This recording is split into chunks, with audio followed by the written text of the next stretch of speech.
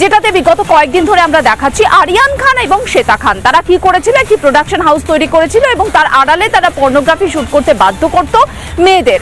যারা করতো না তাদেরকে তারা অত্যাচার চালাতো, মারধর করতো। এমনই সোদপুরের এক তরুণী যাকে মারধর করা শুরু করেছিল ডোমজুড়ের একটি ফ্ল্যাটে আটকে রেখে। ওই তরুণীর মা যে অভিযোগ করছেন যে অকথ্য অত্যাচার চালানো হতো তরুণীর উপরে।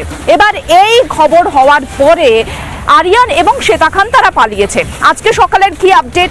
আজকে সকালে আমরা দেখিয়েছি প্রথম রিপাবলিক বাংলা যে শ্বেতা খানের মাকে আটক করেছে ডোমজুড় থানার পুলিশ। কারণ শ্বেতা খানের সঙ্গে তার মার যোগাযোগ রয়েছে এখনো পর্যন্ত, সেটা পুলিশ সূত্র মারফত খবর পেয়েছে এবং সেই মতো মাকে জিজ্ঞাসাবাদের জন্য আটক করা হয়েছে। এটা গেল একটা দিক।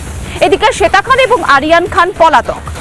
শ্বেতা খান এবং আরিয়ান খানের খোঁজে পুলিশ নানান জায়গায় তল্লাশি চালাচ্ছে। ইতিমধ্যে হাওড়া আদালতের পক্ষ থেকে অনুমতি পাওয়া হয়েছে। অনুমতি পেয়েছে পুলিশ ডোমজুড়ের যে ফ্ল্যাটে সোদপুরের তরুণের উপর অত্যাচার চালানো হয়েছিল সেই ফ্ল্যাটের তল্লাশি। পুলিশ এবার যাবে সেখানে গিয়ে সিসিটিভি ফুটেজ খতিয়ে দেখবে।